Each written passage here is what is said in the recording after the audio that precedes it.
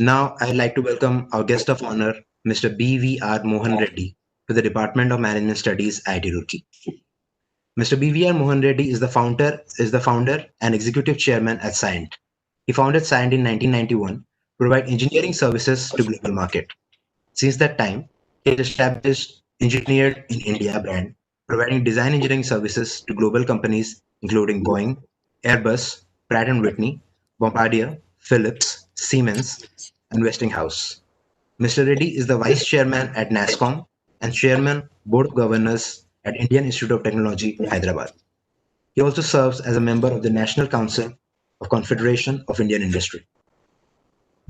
So without much further ado, I would request sir to please kindly enlighten us and take over the session. Over to you, sir. Thank you, Shitram. Good afternoon to all of you, my young friends. Thank you very much to the Department of Management Studies for inviting me as a special invitee to speak to all of you. Those of you who could have been there on the call earlier could have heard this is typically the siesta time for me. And in spite of that, I willingly came to address all of you. It's just a small reflection how motivated I am in terms of sharing my wisdom to youngsters like you. It's been a very long journey of mine. I'm also an IIT Kanpur alumni. I'm also an alumni of University of Michigan. I sit on several boards of education institutions, primarily to guide them to where they are. This is my 9th year as a chairman of IIT Hyderabad. I wouldn't talk about the rankings, but that is the big name in the second generation IITs that came into existence. And it's all my leadership since its inception. So with that background, again, thank you for inviting me. And let me talk to you about leadership in these uncertain times. I do have a presentation to share with you. And so bear with me as I pull it up. And can I now request to confirm that the presentation is visible and good? Yes, sir, it is absolutely visible. Thank you. So what I intend to do is people told me 40 minutes. It's 2:25 right now. So I'll probably speak for about around that time and then allow you to ask me questions for at least under 10, 15 minutes. Do we have a hard stop at 3:15? Yeah, sir, actually we have time constraints. Okay. So therefore, I'll moderate myself to that extent. I have no issues. And so therefore, let's move on and... Sir, pardon me for interrupting you. To let you know beforehand, we have a session following this and we might have to end it by 3:15, sir. So you can continue to speak until 3 and then we can go forward with the 10-minute Q&A session. That be fine, sir? Let me try. Yes, sir.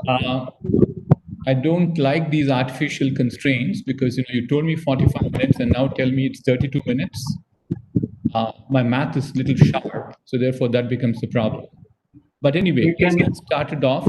Pardon me, let me get started off. Thank you. So therefore, I decided to start talking about leadership in these uncertain times from the talent perspective. So it will be in about 3 parts that I will talk about. So because the first one is people are all very concerned about the uncertain times at this juncture. So what are these uncertain times are like?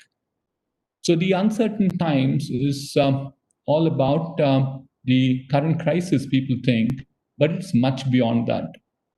So therefore, let me first start paraphrasing by saying that we have to confront what the reality is. The first lesson I have to all of you is confront the reality for you to become successful. Don't live in a world where you think you know everything, or right, or you don't need to know anything further. You need to know what the ground reality is, what you know at this point of time. That's realism. So therefore, what is realism at this point of time is that there are three forces which are making the world extremely uncertain. One, fairly obvious one, all of us experiencing it day in and day out since late March of this year. And the second one, people recognize it or not, is also about globalization being in retreat. And as a consequence of which, we're also seeing a fairly large amount of disruption to the supply chains. And a third one is that very quietly it was working for last 10 years especially, and 5 years it became more, and now it becomes a lot more, is the influence of disruptive technologies. These digital transformation has become very accelerated in the current times. So let's look at these three factors and how they influence us at this point of time. I'll first spend a little time on the first two, little more time on the last one, because that's the importance to all of you, because as you move into doing real-time jobs. So therefore, if you look at the COVID-19 situation currently, this is the map. It's all in red, darkest red. So it's not also spared any single country. It's a worldwide phenomenon. We got to all realize that this is also there to stay. We might find a vaccine fairly soon, hoping that it will happen soon is what I would only say. I'm still very optimistic about it. But all the same, the virus thereafter won't disappear just overnight. So therefore, we need to be planning in such a way we probably coexist for some more time to come. Several people start washing it off as if, it's a very minor thing to happen. I guess I'm sure there are several world leaders have said this is as good as or as bad as cold. It is a lot more than that. The comparison people truly draw is about the 1918 Spanish flu, which actually the statistics were not very accurate as we see at this point of time. It used to be as high, it was as high as about 20 million people or more who died, as much as 1/3 of the global population which got impacted. Whereas now the situation is far different. We only seem to have lost about 1 million people, which is still very sad. That's impacted about 36 million people, which is still a very small fraction of the global population. But that's the grim situation that we have in front of us. And I just want to call out saying that Spanish flu came in 4 waves. We're still in the first wave, probably in Europe, in the second wave currently. Not necessarily this will go through 4 waves. I'm just cautioning you, saying that that also has to be kept in mind. The second thing, let's move on to what's the situation in India. As we speak at this point of time, there are about 7 million cases or 70 lakh cases which got reported. Very unfortunate, we lost about a lakh of people, or 107,000 people. That's 107,000 is what our recovery rate is very high. Call it because of the geography, call it because of the climate, call it because of the gene that we have, or finally, call it because of God's grace. The death rates are far, far lower in India compared to many other countries around the world. That's what you see on the chart on the right-hand side. If you look at the 100,000 population, India loses no more than 1.07. That's very, very low percentage, which is very good. So, sum total of it is the situation. I'll paint both of them. Situation is concerning, but at the same time, there are some green shoots that we have in front of us. Let's move further and say that was all about life, what it costed us. Let's look at what is happening to livelihood at this point of time. We don't have good statistics about India, but the 2007 unemployment took recovery as much as 6 years thereafter to come back. But what we have seen is signs of stress to unemployment in this country, in the world, especially the chart you have in front of you is all related to US, is that it was as high as 40 million people who were unemployed by the month of May. That was the number. It's come down considerably as the lockdown is coming up, and as elections are approaching, people are becoming a lot more flexible in US. But the fact of life is, this is how it turns out.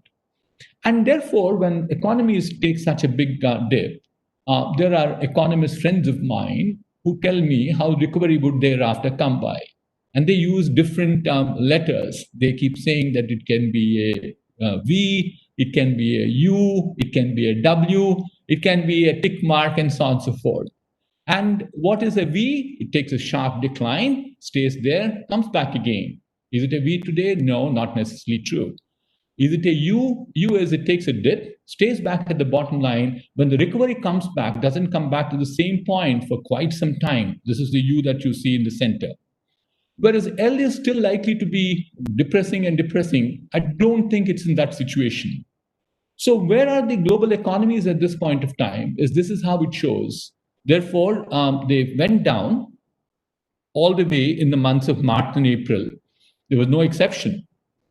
Whether it was US, Canada, Japan, Sweden, Norway, UK, all of them are recovering back at this point of time. So what we believe is the economies will recover more in the form of a tick mark, go down and slowly come back. It'll take a while before it comes back. You might say, Mr. Reddy, where is India? Here are the numbers for you gentlemen, and the lady too on the call. Good news is that numbers are looking very positive. The GST at this point of time, collections for the month of September were 95,480 crores compared to 91,916 crores that we did the last year, the same month. But you can't say, therefore, the economy has come back to normalcy. Look at all the things that have happened ahead of it. Or for that matter, PMI index, which is a manufacturing index, says it's at 56.8, higher than what was there in September 2019. So also is the power demand, petrol sales, and rail freight. But sum total the story, as Mr. Shaktikant Das, our RBI governor, said yesterday, our economy will shrink by about 9.5% for the current financial year. So if you take the baseline of 2020 March as a baseline, then it will shrink by about 9.5%. So therefore, literally, this year is washed out. What we will see happening is next year when the economy will come back into the positive territory of growth. That's about what the COVID is doing to us. What does the second phenomena do to us? And that's all about the globalization being in retreat. First time that we are seeing that it's retreating after the Second World War. The Trade Openness Index, which is published actually by Pew, was growing very nicely between 1945, that's after the post-Second World War, moving all the way into about 2017. After that, there was some turmoil, and it becomes much more serious given the challenges that we have. We have a major challenge between US and China. US-China trade deficit at this point of time over a period of, has become $4 trillion. Over the last 30 years, China's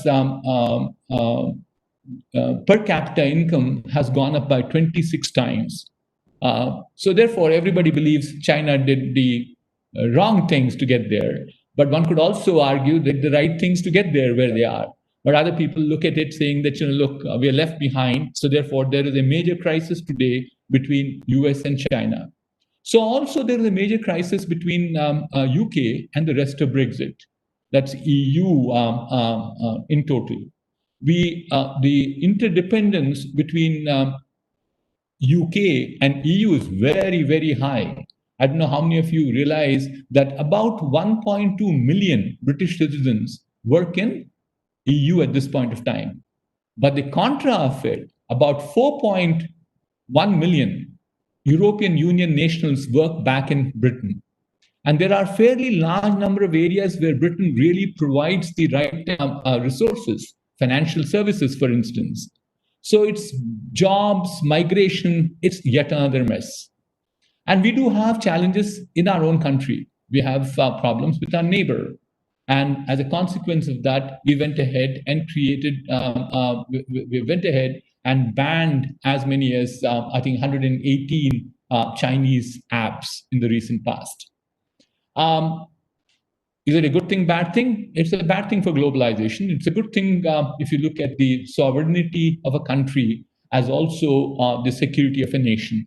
I think that was kept in mind before these decisions were taken. But if you look at it from globalization perspective, the way in which the whole world was moving, it's challenging. So this is the second challenge that we find. That is, the globalization is now into what is known as the 4.0, where people are looking more inward as opposed to being outward. Will globalization therefore stop tomorrow? No, it won't. Will it slow down? Certainly, yes. We are seeing signs of it.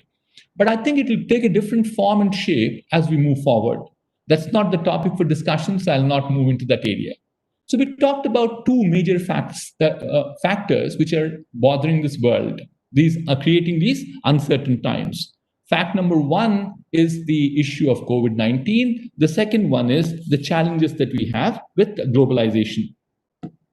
Let me move on to the third one, where I'd like to spend a little more time, is the tech disruption that's happening. If you look at mankind so far, how technology has come by, technology has always been in a position to help the mankind in terms of A, improving the comforts, B, in terms of making sure that their GDP or per capita income for each individual went up. But technology continues to be on the same path. But the difference this time is it's moving at a pace which has never been experienced by mankind so far. Look at what's happening with technology. It is not, several people believe that it's all to do with computers. Yes, it is computers, but it's much beyond computers. Computers, communication, sensors, and now it's to do with artificial intelligence. All those four of them, the computers continue to defy even Moore's law. It's not taking anymore 18 months to pack silicon twice as much as what we would do 18 months back. It takes much lesser time than that. Machines are running faster, twice faster in less than 18 months. It's costing less than half in every 18 months. It's less than what Moore's actually predicted. And thereafter, what we are seeing is enormous amount of power of connectivity. And if you look at the connectivity, Metcalfe's law, it is the power of a network is the power n times the power of number of nodes. So therefore, today, I don't know how many of you realize, we're 7 billion people in the world, out of which I believe 5 billion people are connected. But there are just not 5 billion people who are on the network. There are under 15 billion things on the network. That makes the power of the network at 20 billion square. That's where we are.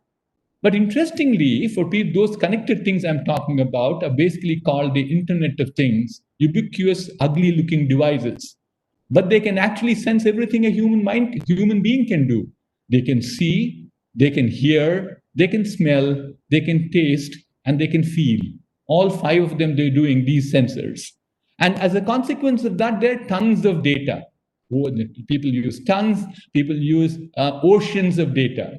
And now on top of those oceans of data, you use your computer, which is becoming more and more powerful as we move forward, and make sure that you write algorithms, then you get very meaningful results. Computers were used for management information systems.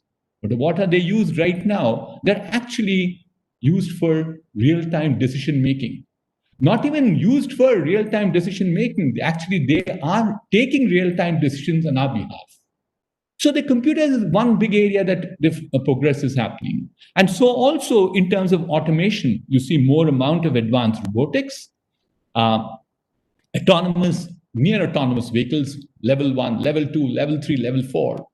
I think we'll probably are about 5 to 10 years when we'll have hands off, feet off, eyes off, mind off. That's where the level 4 comes in. On autonomous vehicles, we get 3D printing.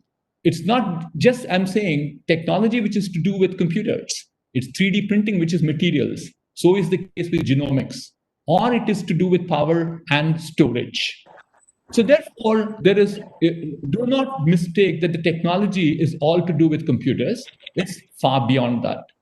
We then move on to the next one is that, let me call out a few technologies which are really making the difference.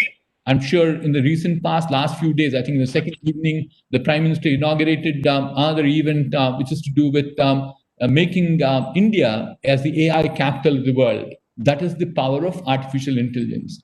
So also you see robotics, 3D printing, virtual reality. These are all digital technologies which are creating disruptions. You look at the robotics, the surgery picture that I have in the center there, is that with 5G technologies, you will be in a position to do real-time surgeries. Today we talk about teleconsulting. It's not teleconsulting anymore, it will become telesurgeries. That is because when 5G comes in, when the stylus moves in the hand of a doctor sitting thousands of miles apart, still the knife will move on the patient simultaneously, instantaneously. The latency is less than 2 milliseconds. The speeds, of course, are 10 times and so on and so forth. Interestingly, one other thing I'll call out on this screen is all about cybersecurity. Now, with this 20 billion things that are connected together, a new breed of challenges that have come in terms of security.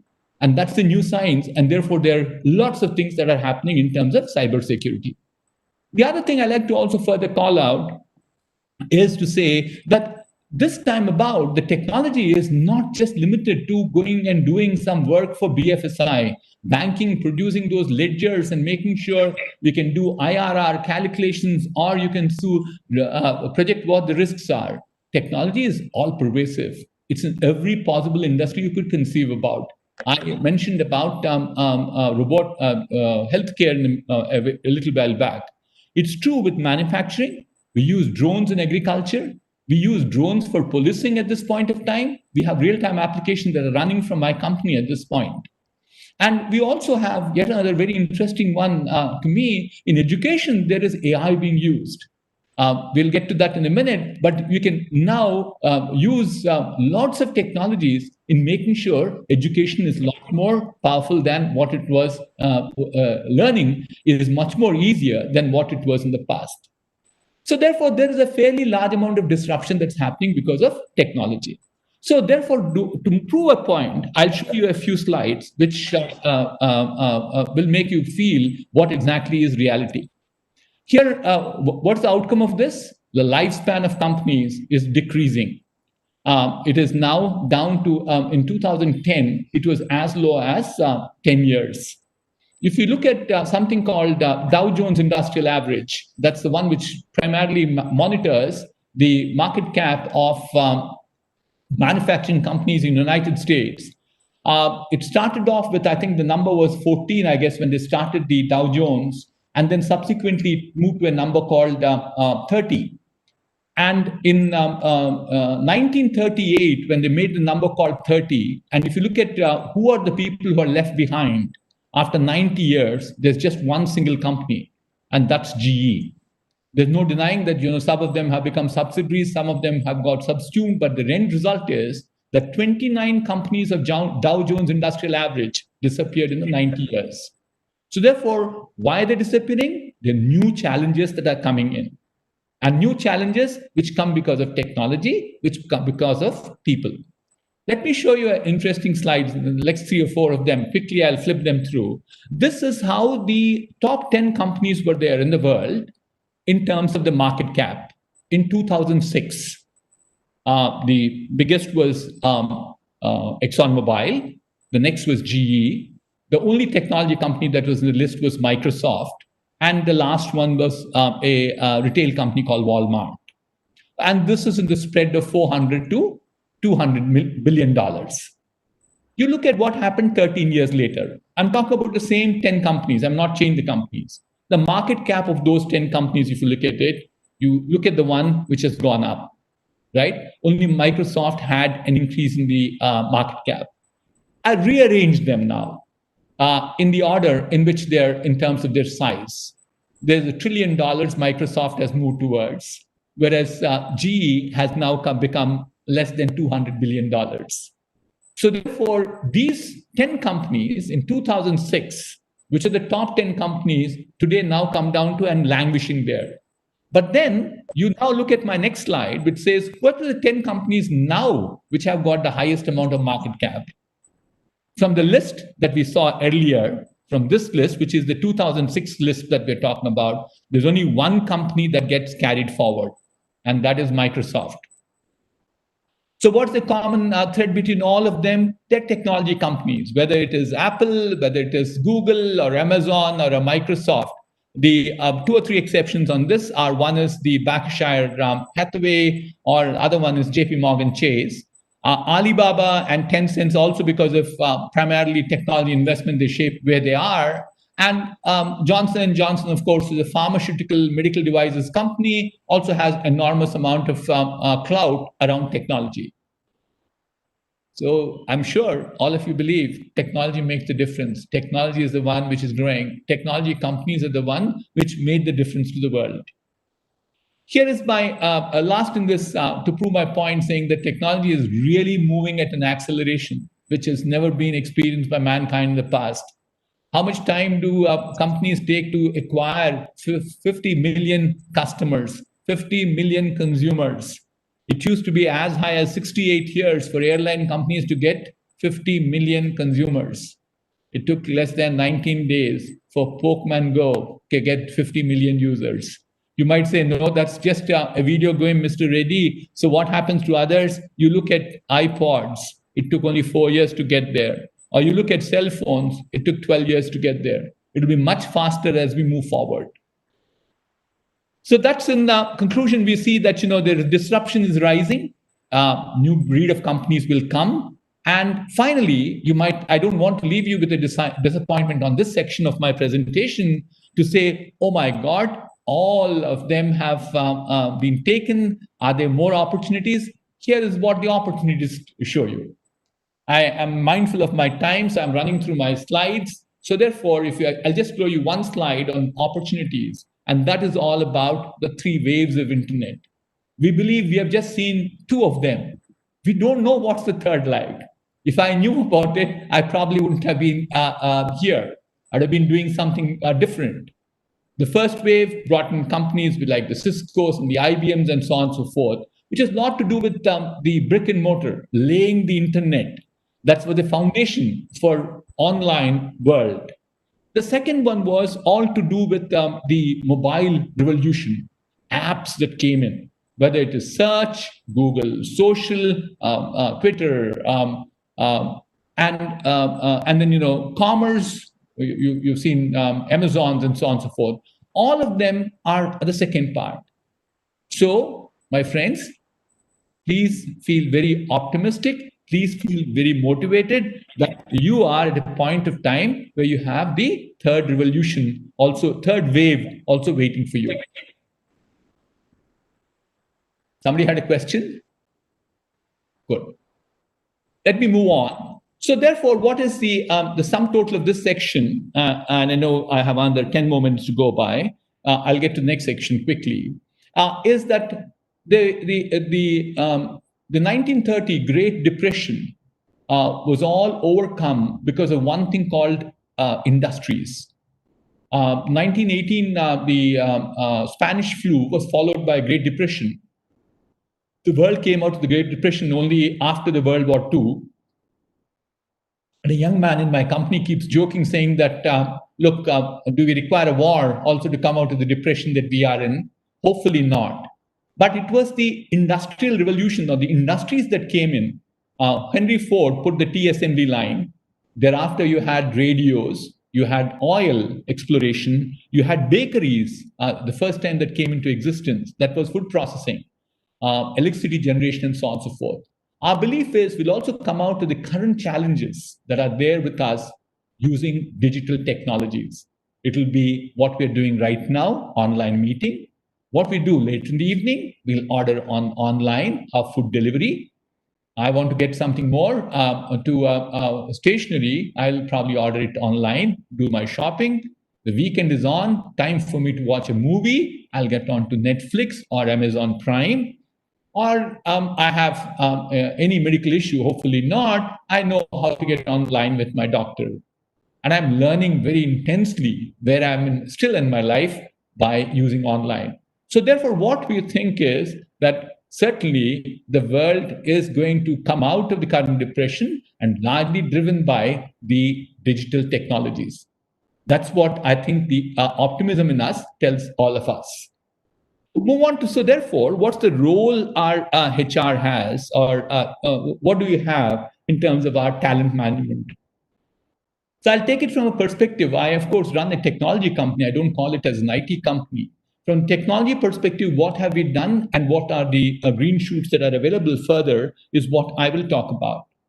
Let me say, as soon as what were the leadership responses for the current crisis, I put them into 4 boxes. One is very tactical or transactional, we'll call it.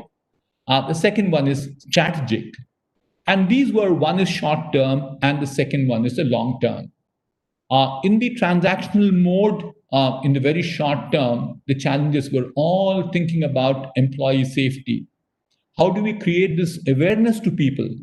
How do we circumvent the challenges we have with telecom? Or how do we keep in touch with our people? These were very transactional. All of a sudden, it had happened. Or in the shorter term, we also have ability at this point of time. You need to have agility, ability for people to move nimble-footedly from task to task, not along physically anymore, virtually now. That's the long term. That's the transactional long term. Or it'll become long term too. Selling is happening remotely. It is not for today, tomorrow. It will happen for a long time.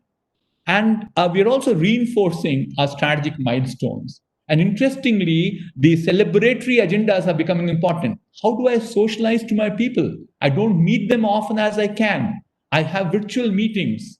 We had an event last Friday, I believe, not this right. Today is Saturday, yes, not yesterday, the previous Friday, where we had an entertainment evening for all our employees.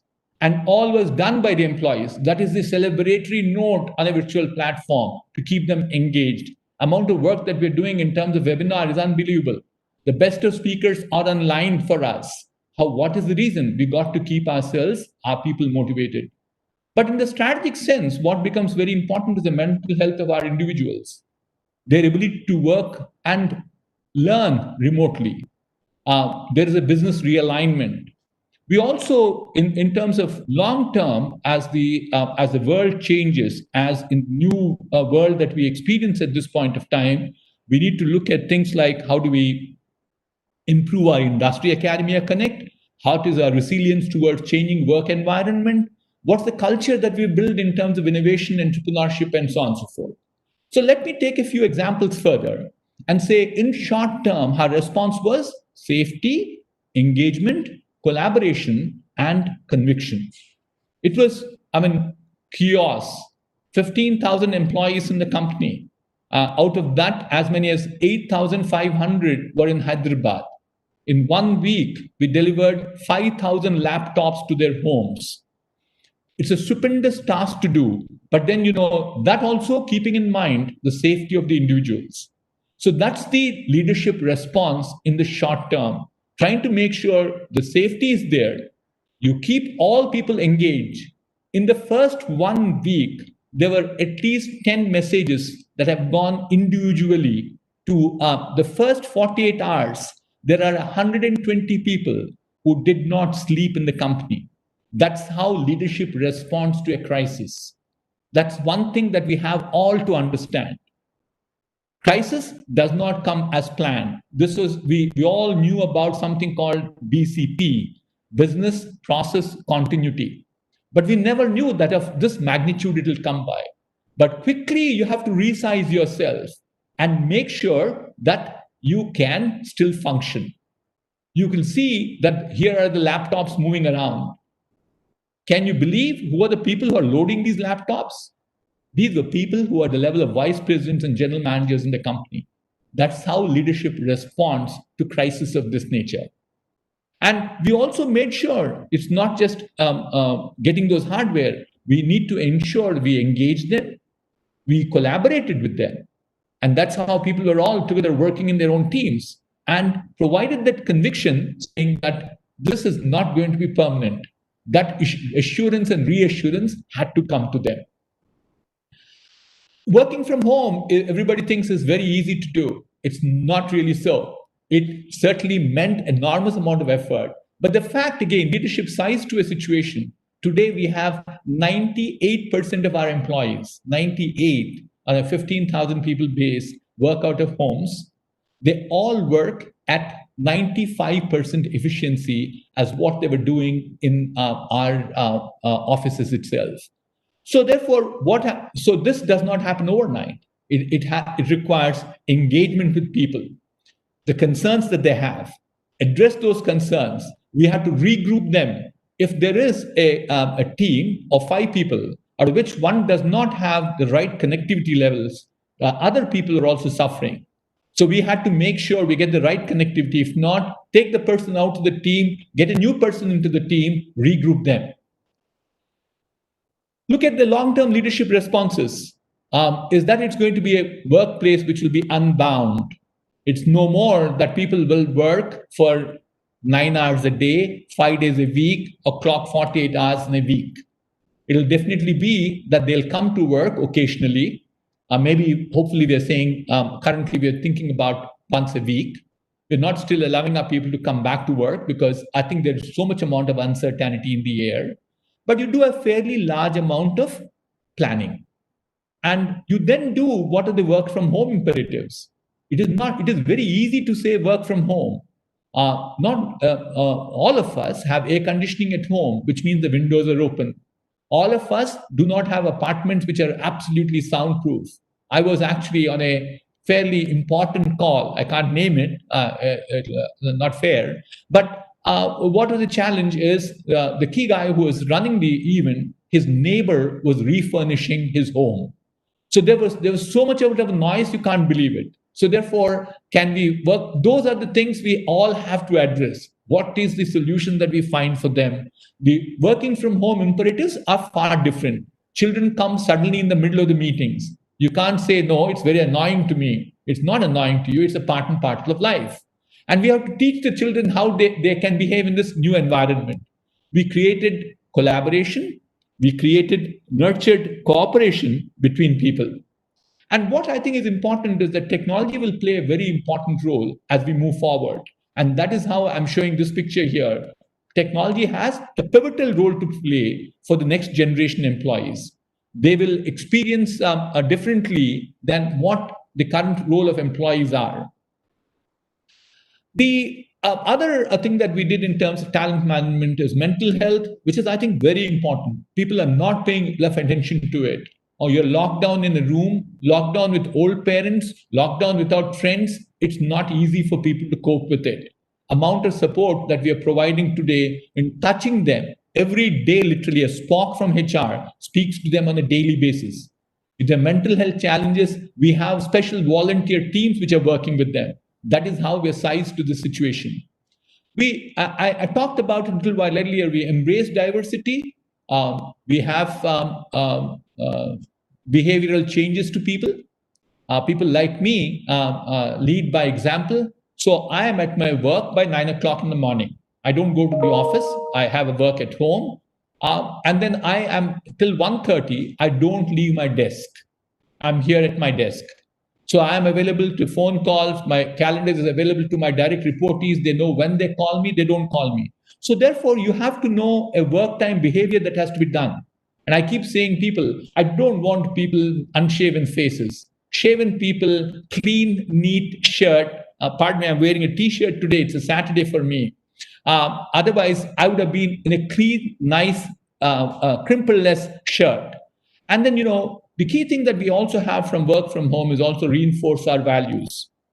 And then there is a bigger challenge we also have is how do you resolve the conflicts? We sit with people, we talked about it. Let's talk about it. Let's go to the cafeteria. Now that cafeteria does not exist any longer. So therefore, we have to find ways and means by which the conflict resolution happens in distributed teams. Somebody says, that guy is not working well. If he's not working well in a work environment where we're all sitting together, it is much easier to resolve. If he's not keeping pace with it, my project is slowing down because of one guy. Those conflicts become important. And this is what leadership is doing in understanding in the longer term. I know I'm at a few minutes past 3, but I have 3 more slides to go. Let me run them through. What we think is nurturing talent through learning opportunities. That's the new thing that would happen at this point of time. And we have to definitely make sure that all our employees become digitally enabled. Digital training is on. And the future skills are far different from what skills we had in the past.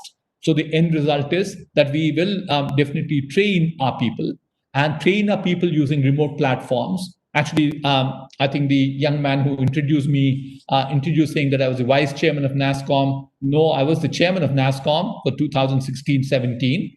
I still continue to be on the executive board of NASSCOM. So therefore, in my leadership in 2016-17, this was my initiative called the Future Skills, where we now have industry-wide people participating in making sure that they upskill, reskill their employees. Actually, Government of India gave us 1,000 crores in the last 6 months to make sure that the Future Skills platform will be available to fresh graduates too. Otherwise, it was only limited to the employees of the NASSCOM membership. There are other online platforms which we extensively use. edX is one of my favorites. That's why it appears here on the screen. And certainly what we see is that in terms of talent management, people have to get ready now. We're not going to the campuses anymore. It's all online that we are tracking them. We are testing them. We are evaluating them. We are giving offers to them. We're not just giving offers to freshers. We had a $500,000 hires, 2 of them in the last 6 months after COVID set in. That is the confidence we have on virtual platforms. So therefore, you also should be prepared, saying that, it'll all be virtual, that we will all work. Not that I'm saying the physical part will disappear, but it will be a hybrid model for which we should all be mentally ready. 2 more last slides I have is, one is that as a result of all this that's happening, there's a fairly large amount of opportunity in terms of innovation. I like to motivate all of you, urge all of you to think differently, challenge the status quo, take risks, be persistent, work in teams to get more innovative ideas. Use your innovation to become either entrepreneurs or entrepreneurs. You can work in a company, but I think it's time for this nation to start producing more amount of entrepreneurs, primarily because there are a large amount of opportunities. And more importantly, too, from the social perspective, you need to create more jobs rather than seek jobs. Finally, I have the industrial linkages is one aspect, which is extremely important because technology is changing so rapidly. If you truly want employable candidates, you need to have those linkages with the education, with the industry. I'm a very strong proponent of it. I'm very involved in this particular area. And I've written a report to government. Government accepted it. AICT, now we're implementing it with those 1,000 engineering colleges across the country, not 1,000, 5,000. The other thing that I wanted to also highlight is learning is not going to be one time anymore. It is going to be lifelong. Do not get into that perception saying that, I got a degree, I got an MBA from University of IIT Roorkee. Oh my God, I did everything right. No, not necessarily. We think, what has happened is you should understand that the longevity of the human beings has increased considerably. In the last 300 years, it's gone up by about 40 years. So the end result is, so therefore what's happening is the science is producing people, helping people to live longer. So therefore one degree will not help you. Now the longevity is average age lifespan of individual is about 72 years globally at this point of time.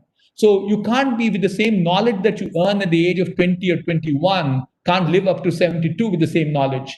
So you need to think about lifelong learning, learning being a journey without a destination. My conclusion is that, look, what we have seen so far has been reality. There is challenges. There are lots of opportunities.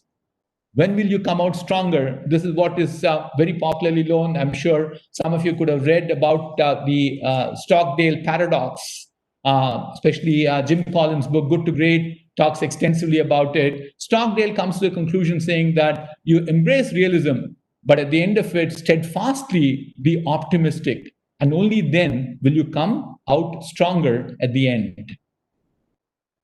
Thank you very much to all of you. And I'll conclude by saluting the frontline COVID warriors who keep all of us safe and healthy. Thank you.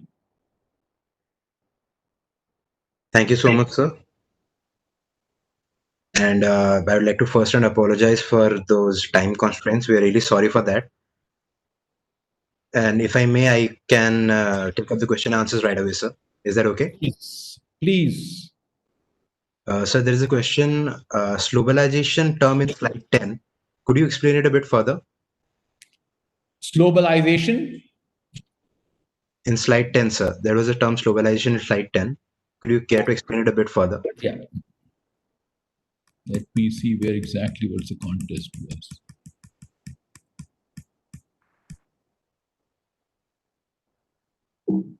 No. So you pass the slide, sir. Pass this. That one, this one. Yes. See, what's that? This is the globalization I'm talking about. Is the anti of globalization. So what is happening is, if you recall, I use this word called trade open index. Trade open index, which is defined by the exports, imports of different nations, FDIs, etc. They're all put together, and you come to this index. It's actually published by I think Pew, and the number is coming down. That is where we say globalization is slowing down, and that is what is this globalization is the word that's being coined around. Now, the globalization would mean that not necessarily the globalization is coming to an end. We believe that it will take a different, morph itself into a different mode. There probably be more amount of inward looking, but there will also be a fairly large amount of local globalization. You'll see regional hotspots that will develop, as opposed to saying that you can do everything, anything from point A to point B, irrespective of where they are. Those are some of the predictions that we have.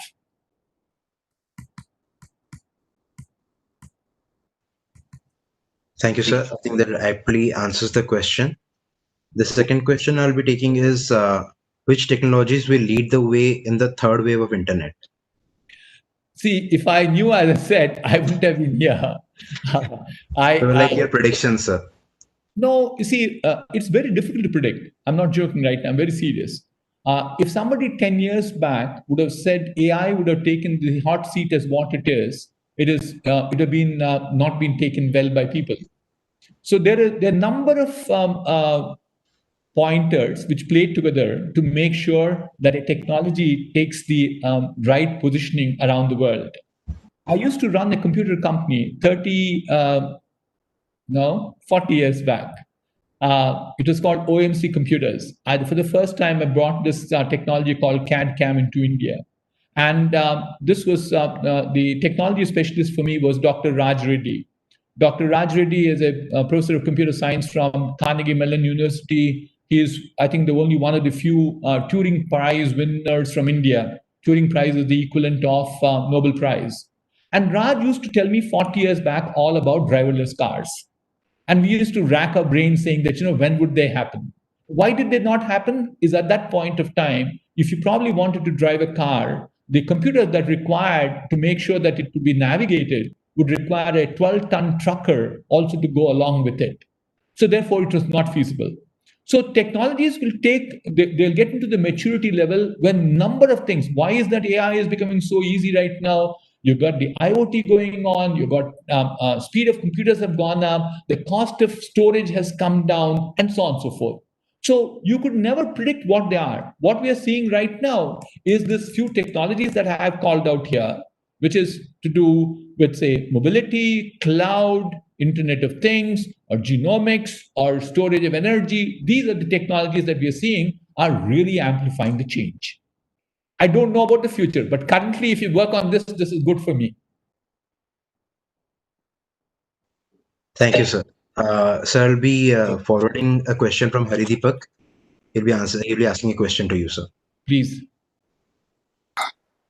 Sir, is national self-interest overshadowing the advantages we gained through globalization? I mean, how can transnational corporations deal with this? Like they're always two conflicting things: globalization and national self-interest. There are conflicting. There's no denying it all. At the same time, people have to recognize that there is something called the sovereignty of a nation and security of a nation. Those two are also extremely important. So the result is you play a very good balance between the globalization versus inward looking. If you look at even Atmanirbhar Bharat, I'm glad I did not talk about it today. I originally thought I would probably talk about it, but in the light of the time we had. But more importantly, Atmanirbhar Bharat also talks about make for India, make for the world. We are not saying we'll isolate ourselves, we'll not shut our doors. But I think things which we can do, we should not be importing them. Because as a nation, we also have a responsibility to ensure that the economy progresses. We can't be an economy which is dependent only on imports. So it is not, I'm not an anti-globalization person. I have to, in the interest of disclosure, I have to tell you 98.5% of my revenues, I run a company which is 5,000 crores. And a 5,000 crore company, 98% of my revenues are export revenues. My largest customers are in the United States. In spite of that, I'm saying, no, I think the countries have their own priorities. I'm not a country. I'm only an industrialist. I'm an entrepreneur. I'm a businessman. So countries will balance between the globalization versus their inward looking priorities. Thank you, sir. Thank you so much, sir. Sir, if it is okay with you, I'll be like to start the thank you note. Please. I'm done. Thank you so much, sir. Thank you so much for inundating us with the valuable knowledge today. I believe we'll be taking the insights as commandments to face the business challenges in the post-COVID era. Pandemic has hit us all, and it might become a norm for some time. And important insights are what we needed to overcome the business challenges in these difficult times. As digital and AI technologies will revolutionize the markets in times to come, budding managers we shall be prepared to plan accordingly for changes to come in the business model. Thank you so much, sir. We are really grateful. I'd like to ask Rohan to please share the third kind of souvenir for Avenir. I'm delighted to tell you that on the occasion of Avenir, we have taken an initiative, Breaking Darkness. Avenir means growth, and the best way to add meaning to the event would be to help someone grow. There's no better helping hand for growth rather than education. Each year starting from this year, Department of Management Studies will be donating a sum to Hope Foundation for sponsoring the education of underprivileged girl children in honor of the guest speakers gracing the conclave. Thank you very much. I appreciate it. As I said earlier, girl child is very dear to me. Diversity inclusion is a very major focus for our company. We helped a lakh of children so far with better conditions. We have 28 schools under our management. We have 55.7% of our children are girl children. So therefore, I'm delighted. Congratulations for starting this Breaking the Darkness initiative. Thank you very much for inviting me, and have a pleasant day. Thank you. Thank you, sir. Thank you so much, sir. Thank you very much. So we have a small token of thank you in the end. If you could kindly please wait. Okay. Thank you, sir. Thank you, sir. Thank you. Thank you very much.